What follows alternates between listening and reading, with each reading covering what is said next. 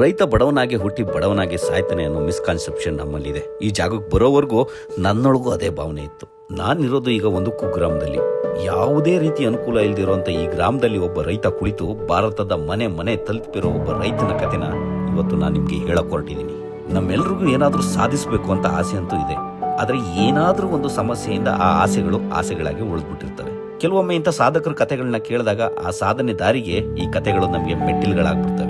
ಈ ಕತೆ ಬರೀ ರೈತರಿಗೆ ಮಾತ್ರ ಅಲ್ಲ, ಪ್ರತಿ ಕ್ಷೇತ್ರದಲ್ಲೂ ಸಾಧನೆ ಮಾಡಬೇಕು ಅನ್ಕೊಂಡಿರೋರಿಗೆ ಈ ಕತೆ ಅನ್ವಯ ಆಗುತ್ತೆ. ಕತೆ ಶುರು ಮಾಡೋಣ ಬನ್ನಿ. ಇವತ್ತು ನಾನು ನಿಮಗೆ ಪರಿಚಯ ಮಾಡ್ಕೊಡ್ತಾ ಇದ್ದೀನಿ ರೈತ ಶ್ರೀನಿವಾಸ ಮೂರ್ತಿ ಅವ್ರನ್ನ. ಬೇಸಿಕಲಿ ನೀವು ಫಾರ್ಮರೇ? ಹೌದೌದು, ನಾನು ಕೃಷಿಕನೇ.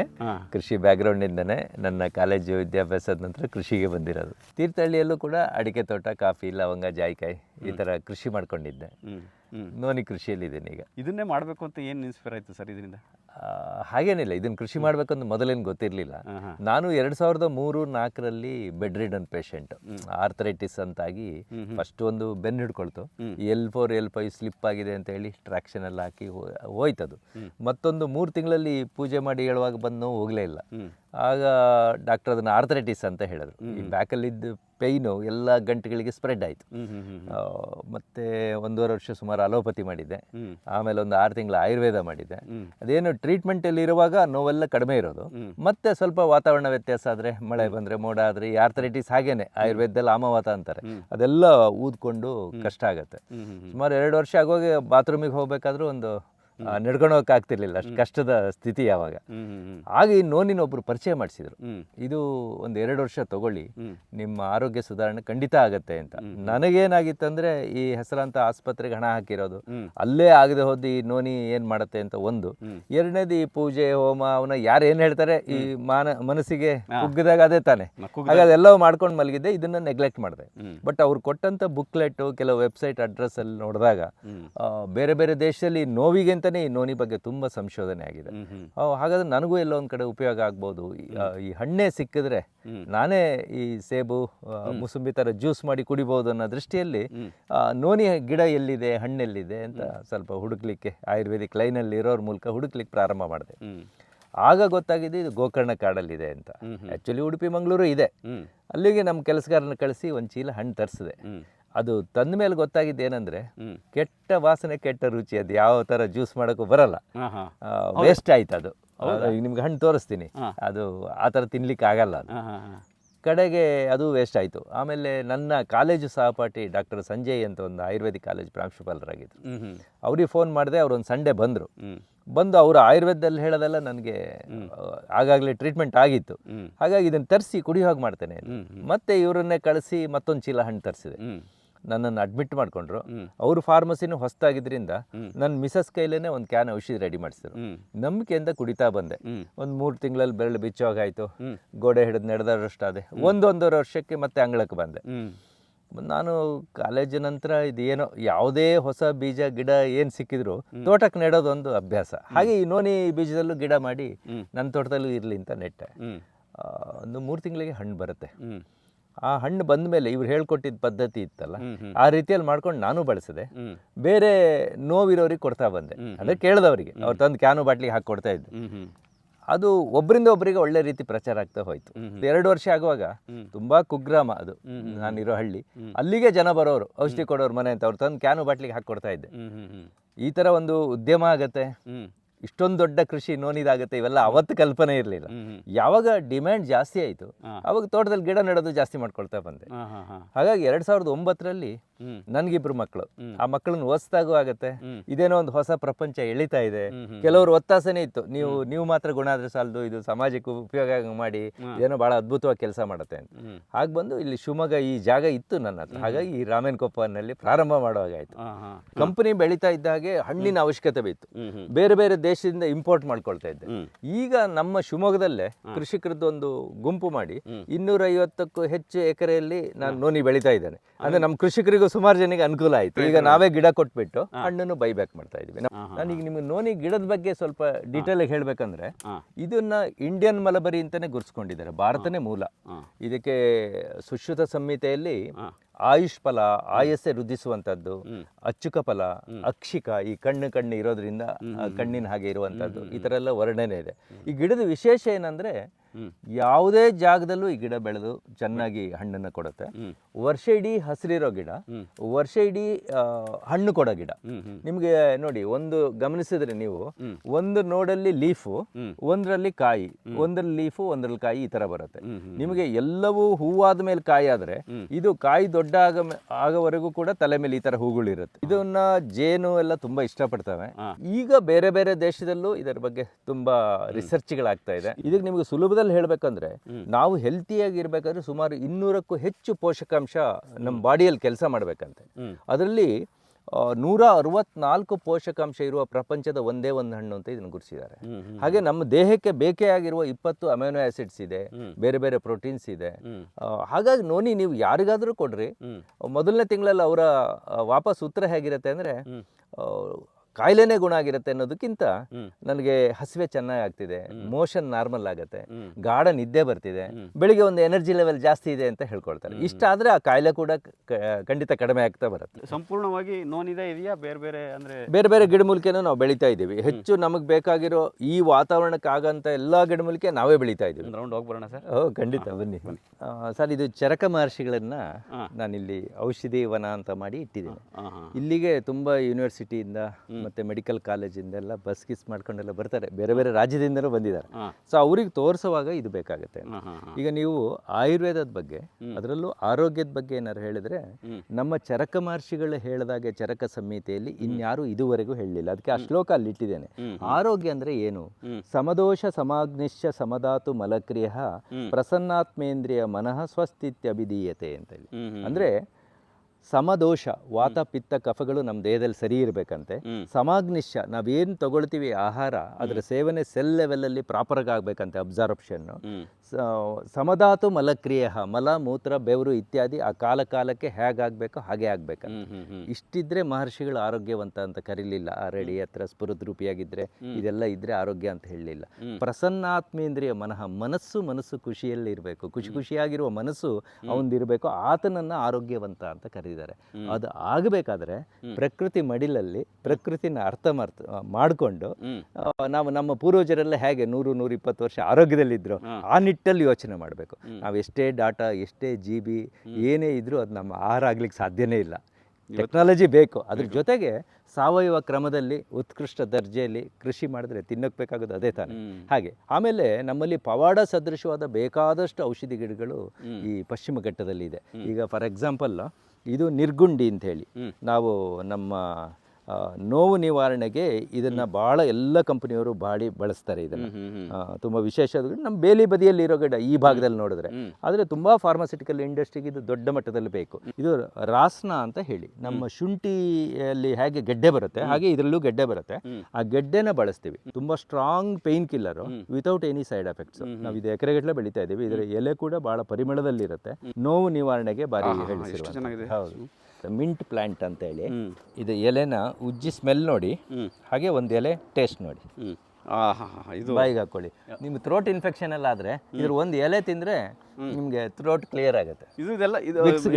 ಜಾಸ್ತಿ ಇದೆಯಾ ಗಿಡಗಳು? ಇದು ಶೋಕೇಸ್ ತರ ತೋರ್ಸ್ಲಿಕ್ಕೆ, ಎಲ್ಲ ತೋಟ ಎಲ್ಲ ಓಡಾಡೋದು ತುಂಬಾ ಕಷ್ಟ ಆಗುತ್ತೆ. ಅದಕ್ಕೆ ಮಕ್ಕಳು ಬಂದಾಗ ತೋರ್ಸ್ಲಿಕ್ಕೆ ಇದೆಲ್ಲ ನಾವು ನಮಗೆ ಬೇಕಾಗುವಷ್ಟು ನಮ್ಮ ಕೃಷಿಕರ ಒಂದು ಗುಂಪಲ್ಲಿ ಬೆಳಿತೀವಿ. ಇದು ಅಡತೋಡ ವಾಸಕ ಅಂತೇಳಿ, ಇದು ನಮ್ಮ ಈ ಕ್ಲೈಮೇಟ್ ಅಲ್ಲಿ ಇರಲಿಲ್ಲ. ನಾವೊಂದು 5,000 ಗಿಡ ಮಾಡಿ ನಾಟಿ ಮಾಡಿ ಈಗ ಇದರಲ್ಲಿ ಬೇರೆ ಪ್ರಾಡಕ್ಟ್ ಡೆವಲಪ್ ಮಾಡಿರೋಂಥದ್ದು. ಇದು ಪ್ರಪಂಚದಲ್ಲೇ ಕೆಮ್ಮು ಮತ್ತೆ ಅಸ್ತಮಕ್ಕೆ ಇಷ್ಟು ಒಳ್ಳೆ ಇಂಗ್ರೀಡಿಯೆಂಟ್ ಇನ್ನೂ ಸಿಕ್ಕಿಲ್ಲ. ಅಷ್ಟೊಂದು ಒಳ್ಳೆ ಇಂಗ್ರೀಡಿಯೆಂಟ್ ಅದು. ಇದು ನಮ್ಮ ಪಶ್ಚಿಮ ಘಟ್ಟದಲ್ಲಿ ಹೇಗೆ ಶ್ರೀಗಂಧ ಎಲ್ಲ ಇತ್ತು, ಅದೇ ತರ ಇದು ಹೇರಳವಾಗಿತ್ತು. ಸಪ್ತಚಕ್ರ ಅಂತ ಹೇಳ್ತಾರೆ, ಏಕನಾಯಕನ್ ಬೇರು ಅಂತಾನೆ ಹೇಳ್ತಾರೆ. ನಮ್ಮ ಹಿಂದಿನವರು ಇದರಲ್ಲಿ ಲಿಂಬೆ ರಸದಲ್ಲಿ ಇದನ್ನ 7 ಸುತ್ತು ಉಜ್ಜಿ ಬಿಟ್ಟು ನಗ್ಸಿದ್ರೆ ಮಗುಗೆ ಇಮ್ಯುನಿಟಿ ಡೆವಲಪ್ ಆಗುತ್ತೆ. ಈಗಿನ ಹಾಗೆ ವ್ಯಾಕ್ಸಿನೇಷನ್ ಎಲ್ಲ ಇರಲಿಲ್ಲ, ಅವಾಗ ಈ ತರ ಇದರಲ್ಲೇ ಮಾಡ್ಕೊಳ್ತಾ ಇದ್ರು. ಇದರ ಏನಂದ್ರೆ ಯಾವುದೇ ಕಾಂಡ ಬೇರು ನೋಡಿದ್ರೆ ನಿಮ್ಗೆ 7 ಚಕ್ರ ಇರುತ್ತೆ. ಇದು ತುಂಬ ಆ್ಯಂಟಿ ಡಯಾಬಿಟಿಕ್ ಹರ್ಬ್. ಹಾಗಾಗಿ ಗಂಧ ಹೇಗೆ ತೆಫ್ಟಾಗಿ ಬ್ಲಾಕ್ ಇದರಲ್ಲಿ ಹೋಯ್ತು, ಹಾಗೆ ಸಪ್ತಚಕ್ರನೂ ಹೋಯ್ತು. ಈಗ ಇದು ಬ್ಯಾಂಡ್ ಐಟಮ್. ನಾವು ರೈತರು ಬೆಳೆದ್ರೆ ಮಾತ್ರ ನಾವು ಅದನ್ನ ಬಳಸ್ಬೋದೇ ಹೊರತು ಕಾಡಲ್ಲಿ ತರೋ ಹಾಗಿಲ್ಲ. ಭಾಳ ಸ್ಟ್ರಿಕ್ಟ್ ಆಗಿದೆ ರೂಲು. ಇದು ಸಕ್ಕರೆ ಕಾಯಿಲೆಗೆ ತುಂಬಾ ಒಳ್ಳೆ ಔಷಧಿ. ಬನ್ನಿ, ನಮ್ಮಲ್ಲೆಲ್ಲ ದೇಶಿ ಹಸುಗಳನ್ನ ಈ ರೀತಿ ಎಲ್ಲ ಸಾಕಿದೀವಿ. ಓಹೋ, ಎಷ್ಟು ಚೆನ್ನಾಗಿದೆ ಸರ್ ಇದು. ಹೊಸಬರಿಗೆ ಸ್ವಲ್ಪ ಇದು. ಹೌದಾ ಎದುರುತ್ತಾ ಪಾಪ ಸುಮ್ಮನೆ ಭಯ ಬೀಳ್ಸ್ಕೊ. ಒಂದು ಎತ್ತು ಕೂಡ ಸಾಕಿದೀವಿ, ಗಿರ್ ತಳಿದು, ಹಾ. ಭೀಮಾ ಅಂತ ಹೇಳಿ ಇದೆ ಹೆಸರು. ಭೀಮಾ? ಭೀಮಾ ಅಂದ್ರೆ ನೋಡಿ ಭೀಮನ ಗಾತ್ರಕ್ಕೆ ಇದೆ. ಭೀಮಾ ಬೈಲಿ ನೋಡು, ಫೋಟೋ ತೆಗಿತಿದ್ದಾರೆ. ಇವೆಲ್ಲ ಹೊಂದ್ಕೊಂಡ್ರೆ, ನಾವು ಅರ್ಥ ಮಾಡ್ಕೊಂಡ್ರೆ ನಮ್ ಜೊತೆ ಕೂಡ ಅಷ್ಟೇ ಚೆನ್ನಾಗಿ ಸ್ಪಂದಿಸ್ತಾರೆ. ಸೊ ನಾವು ನೇಚರ್ ಏನು ಅಂತ ನಾವು ಅರ್ಥ ಮಾಡ್ಕೋಬೇಕು. ಅರ್ಥ ಮಾಡ್ಕೊಂಡ್ರೆ ನಮಗೆ ಆರೋಗ್ಯ ಇರ್ಬೋದು, ಐಶ್ವರ್ಯ ಇರ್ಬೋದು, ಅಥವಾ ತೋಟ, ಕೃಷಿ, ಖುಷಿ ಎಲ್ಲವೂ ತಂತಾನೆ ಸಿಗತ್ತೆ. ಇದು ನಾವು ಹುಳ ಮತ್ತೆ ಮೊಟ್ಟೆ ಅಭಿವೃದ್ಧಿ ಜಾಗ. ಇಲ್ಲಿ ನಾವು ಎರೆಹುಳ ಮತ್ತೆ ಎರೆಹುಳದ ಮೊಟ್ಟೆನ ಅಭಿವೃದ್ಧಿ ಮಾಡುವಂತ ತೊಟ್ಟಿ ಇದು. ನೋಡಿ ನೋಡಿ ಎಷ್ಟು ನೋಡಿ ನೋಡಿ ಆ ಥರ ಹುಳುಗಳಿರುತ್ತೆ.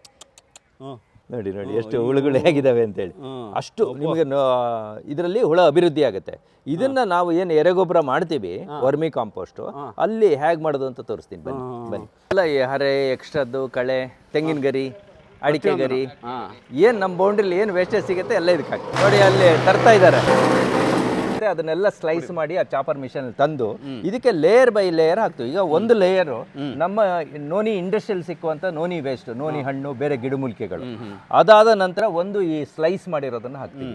ಅದಾದ ನಂತರ ಒಂದು ಲೇಯರ್ನ ಕೆಂಪು ಮಣ್ಣು ಹಾಕ್ತೀವಿ. ಆಮೇಲೆ ದರಗೆಲೆ ಎಲ್ಲ ಏನ್ ಸಿಗುತ್ತೆ ಅದನ್ನ ಹಾಕಿರ್ತೀವಿ. ಆಮೇಲೆ ಒಂದು ಲೇಯರ್ ಸಗಣಿನ ಹಾಕ್ತೀವಿ.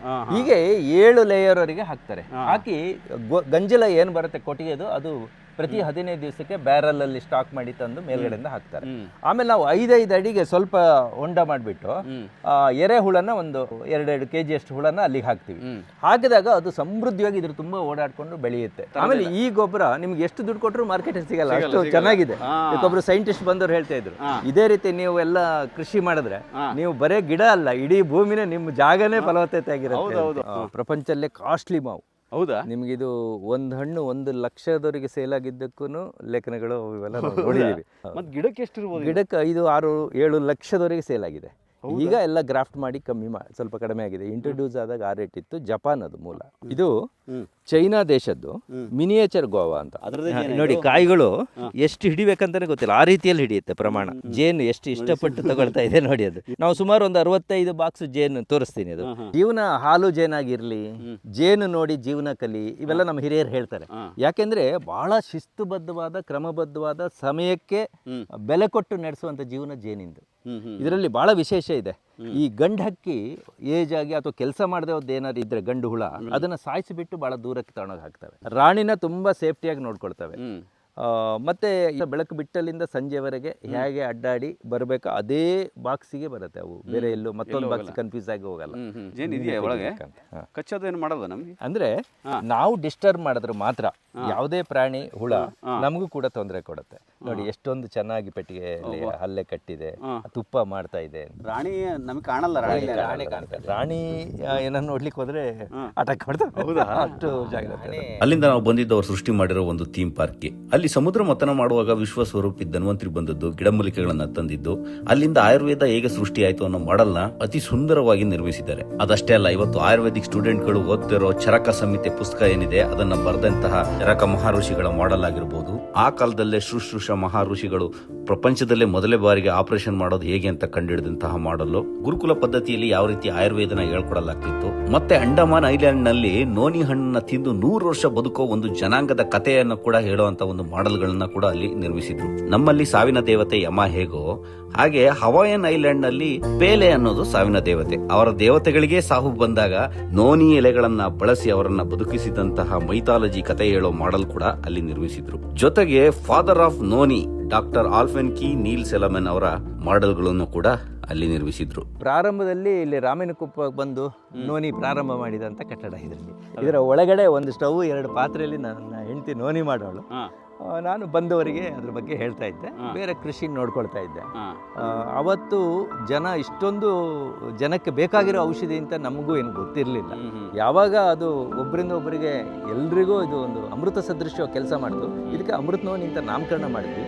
ಇವತ್ತು ಭಾರತದಾದ್ಯಂತ ಹಳ್ಳಿಯಲ್ಲೂ ನಮ್ಮ ಸ್ಯಾಟಿಸ್ಫೈಡ್ ಕಸ್ಟಮರ್ಸ್ ಇದ್ದಾರೆ. ಇಷ್ಟೆಲ್ಲ ಹೇಳಾದ್ಮೇಲೆ ನಾನು ಈಗ ಬಂದಿರೋದು ಎಲ್ಲಿ ಅಂತ ನಿಮ್ಗೆ ಆಗ್ಲೇ ಒಂದ್ ಸ್ವಲ್ಪ ಗೊತ್ತಾಗಿದೆ. ನಾನೀಗ ಬಂದಿರೋದು ಬೇರೆ ಎಲ್ಲೋ ಅಲ್ಲ, ಭಾರತದ ಅತಿ ದೊಡ್ಡ ನೋನಿ ಹಣ್ಣಿನ ಮ್ಯಾನುಫ್ಯಾಕ್ಚರ್ ಘಟಕಕ್ಕೆ. ಇದು ಇರೋದು ನಮ್ಮ ಶಿವಮೊಗ್ಗದ ಒಂದು ಪುಟ್ಟ ಹಳ್ಳಿ ರಾಮಾಯಣಕೊಪ್ಪದಲ್ಲಿ. ಎಷ್ಟೋ ಕಂಪ್ನಿಗಳು ತಮ್ಮ ಪ್ರಾಡಕ್ಟ್ ಯಾವ ರೀತಿ ಮ್ಯಾನುಫ್ಯಾಕ್ಚರ್ ಆಗ್ತವೆ ಅಂತ ನಮಗೆ ತೋರಿಸೋದೇ ಇಲ್ಲ. ಆದ್ರೆ ಅಮೃತ್ ನೋನಿ ಅವ್ರು ಮಾಡೋ ಪ್ರೋಸೆಸ್ನ ಪ್ರತಿಯೊಂದನ್ನು ನಮ್ಮ ಮುಂದೆ ಟ್ರಾನ್ಸ್ಪರೆಂಟ್ ಆಗಿರ್ತಾ ಇದೆ. ಅವೆಲ್ಲ ಪ್ರತಿದಿನ ಅಮೃತ್ ನೋನಿ ಜಾಹೀರಾತನ್ನ ಟಿವಿಲಿ ಮತ್ತೆ ಪೇಪರ್ಗಳಲ್ಲಿ ಸೋಷಿಯಲ್ ಮೀಡಿಯಾಗಳಲ್ಲಿ ನೋಡ್ತಾನೆ ಇರ್ತೀವಿ. ಎಷ್ಟೋ ಜನಗಳಿಗೆ ಇದು ವರ್ಕ್ ಆಗುತ್ತಾ, ಇದು ಹೇಗೆ ತಯಾರಾಗುತ್ತೆ ಅನ್ನೋ ಡೌಟ್ ಇರುತ್ತೆ. ಇವತ್ತು ನಾನು ಸರ್ನ ರಿಕ್ವೆಸ್ಟ್ ಮಾಡಿ ಅಮೃತ್ ನೋನಿ ಪ್ರಾಡಕ್ಟ್ಗಳು ಮ್ಯಾನುಫ್ಯಾಕ್ಚರ್ ಘಟಕದಲ್ಲಿ ಯಾವ ರೀತಿ ತಯಾರಾಗುತ್ತೆ, ಅದು ಯಾವ ರೀತಿ ಹೆಲ್ಪ್ಫುಲ್ ಅನ್ನೋದನ್ನ ಕಂಪ್ಲೀಟ್ ಆಗಿ ನಿಮಗೆ ತೋರಿಸ್ತೀನಿ, ಬನ್ನಿ. ಇದು ನಮ್ಮ ಇನ್ನೋಸ್ ಲ್ಯಾಬ್, ಕ್ವಾಲಿಟಿ ಕಂಟ್ರೋಲ್ ಲ್ಯಾಬ್. ಬನ್ನಿ. ಇಲ್ಲಿ ನಮ್ಮ ರೈತರಿಂದ ಬರೋಂಥ ಯಾವುದೇ ಗಿಡಮೂಲಿಕೆ ಅಥವಾ ಹಣ್ಣಿರ್ಬೋದು, ನಮ್ಮ ಫ್ಯಾಕ್ಟ್ರಿ ಒಳಗೆ ಏನು ಬರೋದಿದ್ರೂ ಕೂಡ ಕ್ವಾಲಿಟಿ ಚೆಕ್ ಆಗದೆ ಒಳಗೆ ತಗೊಳ್ಳಲ್ಲ. ಈಗ ಇಷ್ಟೊಂದು ಗಿಡಮೂಲಿಕೆಗಳನ್ನ ನಾವು ಬಳಸ್ತೀವಿ. ಸೊ ಅವೆಲ್ಲವೂ ಕೂಡ ಅದನ್ನು ಚೆಕ್ ಮಾಡಿ ಒಳಗಡೆ ಇಟ್ಕೊಳ್ತೀವಿ. ಈಗ ಉದಾಹರಣೆಗೆ ಅಮೃತ ಬಳ್ಳಿ ಅಂತ ಆಗಿ ತಂದಿದ್ದು ಹಾಕಿದ್ದೆಲ್ಲ ನಿಮಗೆ ಅಮೃತ ಬಳ್ಳಿ ಆಗಲ್ಲ. 3 ವರ್ಷ ವಯಸ್ಸಾಗಿರಬೇಕು, ಹೆಬ್ಬೆರಳು ಗಾತ್ರದಲ್ಲಿರಬೇಕು, ಈ ಥರ ಅದ್ರ ಬಗ್ಗೆ ವರ್ಣನೆ ಇದೆ. ಆ ಮಟ್ಟದಲ್ಲಿ ಸೆಲೆಕ್ಟ್ ಮಾಡ್ತೀವಿ. ಅದು ಏನೇ ಆದರೂ ಕೂಡ ವೈಜ್ಞಾನಿಕವಾಗಿ ಅದು ಎಷ್ಟು ಮಟ್ಟಿಗೆ ಅದರಲ್ಲಿ ಗುಣ ಇದೆ ಅನ್ನೋದನ್ನು ಇವರು ಅದನ್ನು ಲ್ಯಾಬ್ ಒಳಗೆ ಟೆಸ್ಟ್ ಮಾಡಿ ಹೇಳಿ. ಈಗ ನಮ್ಮ ತೋಟದಲ್ಲಿ ಹಣ್ಣು ಆರಿಸುವಾಗಲೇ ಅದು ಒಳ್ಳೆ ಹಣ್ಣು, ಯಾವ ಗಾತ್ರದಲ್ಲಿದೆ, ಯಾವ ಥರ ಇದೆ, ಅಲ್ಲೇ ಫಸ್ಟ್ ಫಿಲ್ಟ್ರೇಷನ್ ಆಗುತ್ತೆ. ಅದು ಆದ ಮೇಲೆ ನಮ್ಮ QC ಲ್ಯಾಬ್ ಅವರು ಅದನ್ನು ವೈಜ್ಞಾನಿಕವಾಗಿ ಅದೆಲ್ಲ ಸರಿ ಇದೆಯಾ ಅಂತ ನೋಡ್ತಾರೆ.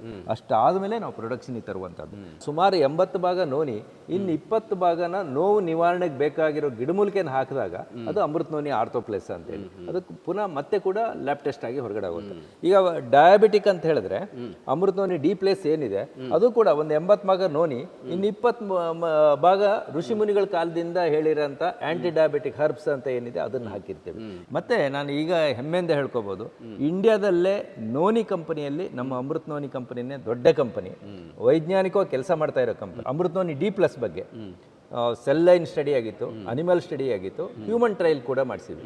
ಅದು ಯಾವಾಗ ಬಹಳ ಒಳ್ಳೆ ರಿಸಲ್ಟ್ ಬಂತು, ಆರ್ಥೋಪ್ಲೇಸಿಗೆ ಮಾಡಿಸೋಣ ಅಂತ ಮಾಡಿಸಿದ್ವಿ. ಅದು ಕೂಡ cell line study, animal study ಮತ್ತೆ ಹ್ಯೂಮನ್ ಟ್ರಯಲ್ ಎಲ್ಲ ಆಯಿತು. ಓಕೆ ಸರ್, ಸ್ಟಾರ್ಟಿಂಗಲ್ಲೇ ಹೇಳಿದ್ರಿ ಈ ನೋನಿ ಹಣ್ಣು ಬಹಳ ಕಹಿ ಮತ್ತೆ ಕೆಟ್ಟ ವಾಸನೆ ಅಂತ. ಇದನ್ನ ಔಷಧಿಯಾಗಿ ಒಳಗಡೆ ಸೇವಿಸೋದ್ರಿಂದ ಇದನ್ನ ಔಷಧಿಯಾಗಿ ಯಾವ ಥರ ಕನ್ವರ್ಟ್ ಮಾಡಿದ್ರಿ ನೀವು ಅದನ್ನ? ಭಾಳ ಒಳ್ಳೆ ಪ್ರಶ್ನೆ. ನೋನಿ ಹಣ್ಣು ಸಿಕ್ಕಿದಾಗ ವೇಸ್ಟೇ ಮಾಡಿದ್ದೆ, ನನಗೂ ತಿನ್ಲಿಕ್ಕಾಗಲ್ಲ. ಕೆಲವು ದೇಶದಲ್ಲಿ ಇದನ್ನ ವೊಮಿಟಿಂಗ್ ಟ್ರೀ ಅಂತ ಕರೆದಿದ್ದಾರೆ, ಕೆಲವು ದೇಶದಲ್ಲಿ ಇದನ್ನ ಡೆಡ್ ಮ್ಯಾನ್ ಟ್ರೀ ಅಂತ ಕರೆದಿದ್ದಾರೆ. ನೀವು ಈ ಹಾಗಲಕಾಯಲ್ಲಿ ಅಡಿಗೆನ ಹೇಗೆ ಚೆನ್ನಾಗಿ ಮಾಡ್ಬೋದು, ಇದನ್ನು ಕೂಡ ಈಗ ನಮ್ಮ ಪ್ರಾಡಕ್ಟ್ ಇಷ್ಟೊಂದು ಕೆಲಸ ಮಾಡ್ಲಿಕ್ಕೂ ಅದು ಒಂದು ಮುಖ್ಯ ಕಾರಣ. ಎಲ್ಲ ಕಂಪನಿಯವರು ಇದರಲ್ಲಿ ಒಂದು ಡಿಬಿಟರಿಂಗ್ ಪ್ರೋಸೆಸ್ ಅಂತ ಮಾಡ್ತಾರೆ. ಇದರಲ್ಲಿರೋ ವಾಸನೆ ಕಹಿನ ಒಂದು ಟೆಕ್ನಾಲಜಿಯಲ್ಲಿ ಹೊರಗಡೆ ತೆಗಿತಾರೆ. ಅವಾಗ ನಮ್ಮ ದೇಹಕ್ಕೆ ಬೇಕಾಗಿರುವಂತ ಒಳ್ಳೆ ಅಂಶಗಳು ಸುಮಾರು ಹೊರಗಡೆ ಹೋಗುತ್ತೆ.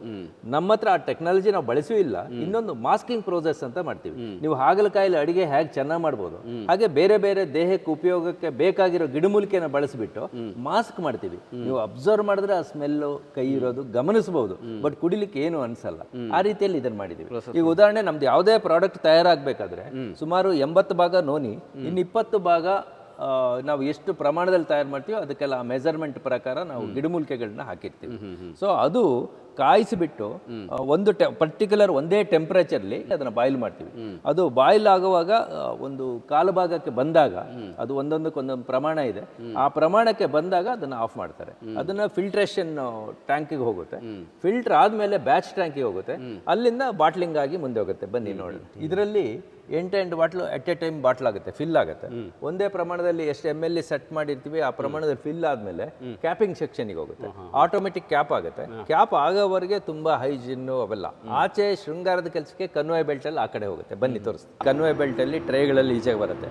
ಇಲ್ಲಿವರೆಗೆ ನಮಗೆಲ್ಲರಿಗೂ ನಾವು ಅಲ್ಲಿ ಅಲೋ ಮಾಡಲ್ಲ, ಯಾಕಂದ್ರೆ ಡ್ರೆಸ್ ಕೋಡು, ಹೈಜೀನು ಎಲ್ಲ ಬೇಕಾಗುತ್ತೆ. ಇಲ್ಲಿ ಬಂದ್ಮೇಲೆ ಬ್ಯಾಚ್ ನಂಬರು, ಬ್ಯಾಚ್ ಕೋಡು ಅದೆಲ್ಲ ಹಾಕ್ಬಿಟ್ಟು ಈ ಶೃಂಗಾರದ ಕೆಲಸ, ಮಾರ್ಕೆಟಿಗೆ ಏನು ಬೇಕೋ ಇದನ್ನೆಲ್ಲ ಇಲ್ಲಿ ಮಾಡ್ತೀವಿ. ಇದು ನಮ್ಮ ಅಮೃತ್ ನೋನಿ ಆರ್ಥೋಪ್ಲೇಸ್. ಇದು ಈಗ ನಿಮ್ಮ ಮನೇಲಿ ಆಲ್ರೆಡಿ ಬಳಸ್ತಾ ಇದ್ದಾರೆ? 2 ವರ್ಷದಿಂದ ಬಳಸ್ತಾ. Very good. ಅದನ್ನು ಅಷ್ಟೇ. ಏನು ಅವ್ರ ಅಭಿಪ್ರಾಯ ಹೇಗಿದೆ ನಿಮ್ಗೆ ಗೊತ್ತೇ? ಅವ್ರದ್ದೆಲ್ಲ ಚೆನ್ನಾಗಿದೆ. ಕಾಲು ಸ್ಲಿಪ್ ಆಗಿ ಮಂಡಿ ನೋವು ಎಲ್ಲ ಆಗಿತ್ತು ಅವರಿಗೆ, ಕಾಲು ಜಾಯಿಂಟ್ಸ್ ಎಲ್ಲ ಪೇನ್ ಇತ್ತು. ಅವರು ಇದನ್ನ ತಗೊಂಡ್ಮೇಲೆ ಆಲ್ಮೋಸ್ಟ್ 3 ಮಂತ್ಸಿಗೆ ಚೆನ್ನಾಗಿ ರಿಕವರ್. Very good. ಇದು ಯಾರು ನಮ್ಮ ಅಮೃತ್ ನೋನಿ ಆರ್ಥೋಪ್ಲೇಸ್ ನೋವಿದ್ದವ್ರು ಬಳಸ್ತಾರೆ ಅವರೆಲ್ಲರ ಅಭಿಪ್ರಾಯ ಈ ನೋವು ಕಡಿಮೆ ಆಯ್ತು, ಈ ಬಾವು ಕಡಿಮೆ ಆಯ್ತು, ತುಂಬಾ ಸಂತೋಷವಾಗಿದ್ದಾನೆ ಅಂತ ಹೇಳ್ತಾ ಇದ್ದಾರೆ. ಇಷ್ಟೆಲ್ಲ ನೋಡಿದ್ಮೇಲೆ ಇನ್ನೊಂದು ಇಂಪಾರ್ಟೆಂಟ್ ವಿಷಯ ಹೇಳೋದು ನೆನಪಾಯ್ತು. ಇಡೀ ಇಂಡಿಯಾದಲ್ಲಿ ನಾವು ಅನ್ಕೊಂತೀವಿ ಡಯಾಬಿಟಿಕ್ ಕ್ಯಾನ್ಸರ್ ದೊಡ್ಡ ಡಿಸೀಸ್ ಅಂತ, ಆದ್ರೆ ಅದಕ್ಕಿಂತ ದೊಡ್ಡದು ಅಂದ್ರೆ ಆರ್ಥರೈಟಿಸ್. ಹೌದು, ಇದ್ರ ಬಗ್ಗೆ ಎಷ್ಟೋ ಜನಕ್ಕೆ ಇನ್ಫಾರ್ಮೇಶನ್ ಗೊತ್ತಿಲ್ಲ. ಡಯಾಬಿಟಿಕ್ ಕ್ಯಾನ್ಸರ್ ಬಂದ್ರೆ ಮೆಡಿಸನ್ ಇದೆ, ಅಟ್ಲೀಸ್ಟ್ ಓಡಾಡ್ಕೊಂಡು ಮೆಡಿಸನ್ ತಗೊಬಹುದು. ಆರ್ಥರೈಟಿಸ್ ಬಂದ್ರೆ ಬೆಡ್ ರಿಟರ್ನ್, ಮಲಗಿದ ಜಾಗದಲ್ಲೇ ಮಲಗಿರ್ಬೇಕಾಗತ್ತೆ. ಜಾಯಿಂಟ್ ಪೇನ್, ಮೂಳೆ ಸವೆತ ಅನ್ನೋದೇ ಇದ್ರ ಇಂಡಿಕೇಶನ್. ನಾನು ಇಲ್ಲಿ ನೋಡಿದ್ಮೇಲೆ ಇದನ್ನ ಹೇಳ್ತಾ ಇದ್ದೀನಿ, ಅಮೃತ್ ನೋನಿ ಆರ್ಥೋಪ್ಲೇಸ್ ನ ಡಾಕ್ಟರ್ ಕನ್ಸಲ್ಟೇಷನ್ ಪಡ್ಕೊಂಡು ಬಳಸಿ. ಈಗ್ಲಿಂದಾನೇ ಪ್ರಿಕಾಷನ್ ತಗೊಂಡು ಆರೋಗ್ಯ ಕಾಪಾಡ್ಕೊಳ್ಳಿ. ಆಮೇಲೆ ಇನ್ನೊಂದು ಡಿ ಪ್ಲಸ್, ಅದು ಡಿ ಪ್ಲಸ್ ಇಲ್ಲೇ ಇದೆ ನೋಡಿ, ಇದು ಅಮೃತ್ ನೋನಿ ಡಿ ಪ್ಲಸ್. ನಮ್ಮ ಅವ್ರ ಶುಗರ್ ಇದೆ ಅಂತ ಅವರು ತಗೊಂತಿದ್ದಾರೆ. ಹೌದಾ, ಇದು ಸಾಧಾರಣ ಒಂದು 3 ತಿಂಗಳಲ್ಲಿ ಅವರ ಡಾಕ್ಟರ್ ಸಲಹೆ ತಗೊಂಡು HbA1c ಟೆಸ್ಟ್ ಮಾಡಿಸಿ ನಮ್ಮ ಪ್ರಾಡಕ್ಟ್ ಪ್ರಾರಂಭ ಮಾಡಬೇಕು. ಇದರಲ್ಲಿ ಹೇಳಿರೋ ಹಾಗೆ ಒಂದು 3 ತಿಂಗಳಲ್ಲಿ ವ್ಯತ್ಯಾಸ ಆಗಿರೋದನ್ನ ಅವ್ರು ಗಮನಿಸ್ಕೋಬಹುದು. ಆಮೇಲೆ ಇನ್ನೊಂದು ಬಹಳ ಮುಖ್ಯವಾಗಿ ಸಕ್ಕರೆ ಕಾಯಿಲೆಯಿಂದ ಬರೋ ಸೈಡ್ ಎಫೆಕ್ಟ್ಸ್ ಇದೆಯಲ್ಲ, ಪಾದ ಉರಿ, ನಿದ್ದೆ ಬರಲ್ಲ, ಸ್ಕಿನ್ ಪ್ರಾಬ್ಲಮ್ ಅಂತದಕ್ಕೆಲ್ಲ ಇದು ತುಂಬಾ ಒಳ್ಳೆ ರೀತಿ ಕೆಲಸ ಮಾಡುತ್ತೆ. ಇದಿಷ್ಟು ಅಲ್ಲದೆ ನಮ್ಮ ಗ್ರಾಹಕರಿಗೆ ಹೆಚ್ಚಿನ ಅನುಕೂಲ ಆಗಲಿ ಅಂತ ಹೇಳಿ ನಮ್ಮ Om Shri marketing solutions private ಲಿಮಿಟೆಡ್ನವರು ಅಮೃತ್ ನೋನಿ ಹೆಲ್ತ್ ಕೇರ್ ಅಂತ ಬೆಂಗಳೂರು ವೆಸ್ಟ್ ಆಫ್ ಕಾರ್ಡ್ ರೋಡಲ್ಲಿ ಮಾಡಿದ್ದಾರೆ. ಅಲ್ಲಿ ಎಲ್ಲ MD ಡಾಕ್ಟರ್ಸ್ ಇದ್ದಾರೆ. ನಮ್ಮ ರಾಜ್ಯ ಅಲ್ಲದೆ ಬೇರೆ ರಾಜ್ಯದಿಂದನೂ ಗ್ರಾಹಕರು ಬರ್ತಾರೆ. ಅವ್ರು ಬಂದಾಗ ಬೋನ್ ಡೆನ್ಸಿಟಿ ಇರ್ಬೋದು, ಡಯಾಬಿಟಿಸ್, ಶುಗರ್ ಲೆವೆಲ್ ಇರ್ಬೋದು, ಈ ರೀತಿಯ ಸುಮಾರು ಚೆಕಪ್ಗಳನ್ನು ಮಾಡ್ತಾರೆ. ಮತ್ತೆ ಕನ್ಸಲ್ಟೆನ್ಸಿ ಇರುತ್ತೆ. ಅಲ್ಲಿ ಯಾವುದೇ ಸೇಲ್ಸ್ ಇಲ್ಲ, ಯಾವುದೇ ಕಾರಣಕ್ಕೂ ಯಾವುದೇ ಚಾರ್ಜಸ್ ಇಲ್ಲ. ಒಂದು ಫ್ರೀ ಸರ್ವಿಸ್ ಅಂತ ಕೊಡ್ತಾ ಇದ್ದೀವಿ. ಆಕ್ಚುಲಿ ಒಂದು ಎಪಿಸೋಡ್ನೇ ಕಂಪ್ಲೀಟ್ ಆಗಿ ಮಾಡಿದ್ದೀನಿ ಆ ಫ್ರೀ ಸರ್ವಿಸ್ ಬಗ್ಗೆ. ನಾನು ಅಲ್ಲಿ ನೋಡ್ಬೋದು, ನನ್ನ ಚಾನಲಲ್ಲೇ ಇದೆ. ನಮ್ಮ ಮತ್ತೆಯವ್ರು ಕರ್ಕೊಂಡು ಹೋಗಿದ್ದೆ. ಅಲ್ಲಿ ಫ್ರೀ ಅಲ್ಲದೆ ಬರೋಕೆ ಆಗದಿದ್ದವ್ರು ಕರ್ನಾಟಕದ ಮೂಲೆಯಿಂದ ಅವ್ರಿಗೆ ಕಸ್ಟಮರ್ ಸರ್ವಿಸ್ ಕೂಡ ಇದೆ. ಹೌದು, ಆನ್ಲೈನ್ ಸರ್ವಿಸು ಇದೆ. ಮತ್ತೆ ಬಂದು ಕೂಡ ಭೇಟಿ ಆಗ್ಬೋದು. ಯಾವುದೇ ಚಾರ್ಜಸ್ ಇಲ್ಲ, ಒಂದು ಸರ್ವಿಸ್ ಅಂತ ಮಾಡ್ತಾ ಇದೀವಿ. ಡಾಕ್ಟರ್ಸ್ ಮೂಲಕನೇ ಮಾಡ್ತಾ ಇದೀವಿ. ಇದು ನಮ್ಮ ಸ್ಟಾಕ್ ಯಾರ್ಡ್. ನಾವು ಏನೆಲ್ಲ ತಯಾರಾಗುತ್ತೆ ಸೊ ಅದಕ್ಕೆ ಯಾವ ಪ್ರಾಡಕ್ಟು, ಯಾವ ಬ್ಯಾಚು, ಈ ಥರ ಎಲ್ಲ ಮಾರ್ಕ್ ಮಾಡಿಬಿಟ್ಟು ಹೀಗೆ ಇಲ್ಲಿ ಇರುತ್ತೆ. ಸೊ ಯಾವ್ದು ಎಲ್ಲಿಂದ ಆರ್ಡರ್ ಬರುತ್ತೆ ಅದನ್ನು ಲೋಡ್ ಮಾಡಿ ಕಳಿಸ್ಕೊಡ್ತೀವಿ. ಉದಾಹರಣವಾಗಿ ನಾವು ಮುಂದಿನ ತಿಂಗಳು ಏನು ಬೇಕು ಅಂತ ಈ ತಿಂಗಳೇ ಒಂದು ಪ್ಲಾನ್ ಮಾಡ್ಕೊಳ್ತೀವಿ. ಕಳೆದ ತಿಂಗಳ ಸೇಲ್ಸು ಏನು ಎಷ್ಟು ಜಾಸ್ತಿ ಆಗಿದೆ, ಅಷ್ಟಕ್ಕೆ ಏನು ರೆಡಿ ಆಗಬೇಕು ಅಂತ ಆ ಲೆಕ್ಕದಲ್ಲಿ ಎಲ್ಲ ರೆಡಿ ಇರುತ್ತೆ. ಸ್ವಲ್ಪ ಅಡ್ವಾನ್ಸ್ ಆಗಿ ಒಂದು 10% ಅಡ್ವಾನ್ಸ್ ಸ್ಟಾಕ್ ಇರುತ್ತೆ. ನಮ್ದು ಎಲ್ಲೇ ಡಂಪಿಂಗ್ ಇಲ್ಲ. ನೀವು ಯಾವುದೇ ಮೆಡಿಕಲ್ ಶಾಪಲ್ಲಿ ನೋಡಿದ್ರೆ ಫ್ರೆಶ್ ಆಲ್ಮೋಸ್ಟ್ ಒಂದು 2-3 ತಿಂಗಳದ್ದೇ ಇರುತ್ತೆ. ಕಷ್ಟಪಟ್ಟರೆ ಫಲ ಹಿಂಗೆ ಸಿಗುತ್ತೆ ಅನ್ನೋದಕ್ಕೆ ಈ ಕಾಡು ಗಿಡ ನಾಡಿಗೆ ತಂದು ಇಷ್ಟೊಂದು ದೊಡ್ಡ ಪ್ರಮಾಣದಲ್ಲಿ ಕೃಷಿ ಮಾಡಿ ಸಾಕಷ್ಟು ಜನ ಕೃಷಿಕರಿಗೆ ಉತ್ತೇಜನ ಕೊಟ್ಟು ಒಂದು 250 ಎಕರೆಗೂ ಹೆಚ್ಚು ಪ್ರದೇಶದಲ್ಲಿ ಕೃಷಿ ಮಾಡಿದ್ದನ್ನು ಗುರುತಿಸಿ ಭಾರತ ಸರ್ಕಾರದಿಂದ ಸುಮಾರು ದೇಶದಲ್ಲಿ 24 ಜನರಿಗೆ ಸಿಕ್ತು. ಕೃಷಿಕರಿಗೆ ಸಿಕ್ಕುವಂತ highest award plant genome saviour award ಅಂತ ನರೇಂದ್ರ ಸಿಂಗ್ ತೋಮರ್ಜಿ ಅವರು ಇದ್ರು. ಡೆಲ್ಲಿ ಕರೆಸಿಬಿಟ್ಟು ಈ ಪ್ರಶಸ್ತಿನ ಕೊಟ್ಟು ಕಳಿಸಿದ್ರು. ಇದೊಂದು ಹೆಮ್ಮೆಯ ಸಂಗತಿ. ಅಂದ್ರೆ ಕೃಷಿ ಕೂಡ ಬಹಳ ವೈಜ್ಞಾನಿಕವಾಗಿ ಹೇಗೆ ಮಾಡಬೇಕು ಹಾಗೆ ಮಾಡಿದ್ರೆ ಆ ಎಲ್ಲ ಹೆಗ್ಗಳಿಕೆ ಏನ್ ಸಿಗಬೇಕು ಅದೆಲ್ಲವೂ ಸಿಗುತ್ತೆ ಅನ್ನೋದಕ್ಕೆ ತೋರಿಸಿದೆ. ಇದೆಲ್ಲ ಬೇರೆ ಬೇರೆ ದೇಶದಲ್ಲಿ, ನಮ್ಮ ದೇಶದಲ್ಲೂ ಕೂಡ ಸಿಕ್ಕಿರೋ ಬೇರೆ ಬೇರೆ ಪ್ರಶಸ್ತಿಗಳು. ಇದು ನಮ್ಮ ಪ್ರಾಡಕ್ಟ್ ರೇಂಜ್. ತಾವು ಬಂದಿದ್ದು ಬಹಳ ಸಂತೋಷ ಆಯ್ತು.